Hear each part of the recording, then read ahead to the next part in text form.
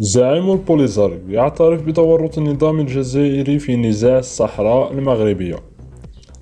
اعترف إبراهيم غالي زعيم جبهة البوليزاريو بشكل مباشر بالدعم العسكري والسياسي الذي تقدمه الجزائر لفائدة الجبهة الانفصالية طيلة العقود الماضية، الأمر الذي بات يتماشى مع توصيات الأمم المتحدة وقرارات مجلس الأمن الدولي الذي يخاطب بشكل واضح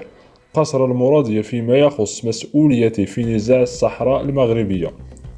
وقال إبراهيم غالي في تصريحات صحفية عقب انتهاء الاجتماع الداخلي للجبهة الانفصالية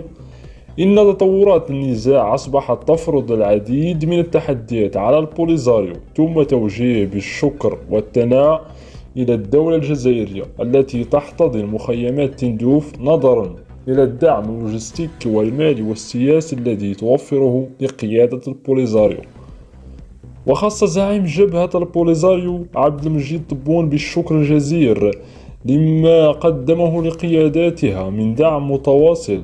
الأمر الذي يعكس تطورات الخطاب السياسي للجبهة التي كانت تنكر سابقا الدعم المباشر للجار الشرقي، وبالتالي يتأكد بالملموس أن الجزائر هي الطرف الرئيسي والأساسي في نزاع الصحراء المغربية. ودعا التقرير السنوي للأمين العام للأمم المتحدة حول نزاع الصحراء دول المنطقة إلى الانخراط بحسن نية في المفاوضات السياسية من أجل إنهاء النزاع، لافتا إلى استعداد الأمم المتحدة لعقد اجتماعات مكثفة مع جميع المعنيين بالملف. وأوضح التقرير أن الثقة ما زالت منعدمة بالمنطقة رغم الجهود الدولية، مشيرا إلى الجهود التي بذلها المبعوث الشخصي للأمين العام للأمم المتحدة إلى الصحراء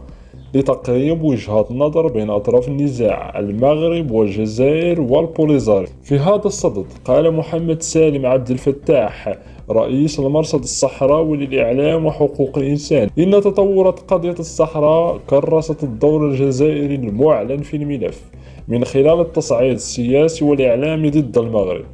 مبرزا أن الجزائر باتت هي المخاطب الرئيسي للأمم المتحدة وكافة المتداخلين الدوليين. وضاف عبد الفتاح في تصريح أن الجزائر لم تعد تكتفي بالتصعيد ضد المغرب فقط، بل أصبحت تصعد كذلك ضد القوة الدولية الداعمة والمساندة لمبادرات الحكم الذاتي بالأقاليم الجنوبية للمملكة. والدليل على ذلك هو الموقف الذي اتخذته الجزائر من تأييد إسبانيا لمغربيات الصحراء. وأضاف أن الهيئات الحقوقية المهتمة بأوضاع حقوق الإنسان وجهت العديد من الانتقادات إلى تردي الخدمات الاجتماعية والاقتصادية بمخيمات تندوف، والجزائر هي المسؤولة بشكل مباشر عن ذلك، خاصة في ظل الاحتقان الأمني والاجتماعي والسياسي بالمخيمات، اعتبارا الانتهاكات الجسيمة لحقوق الإنسان المرتكبة من طرف قيادة البوليزاريو.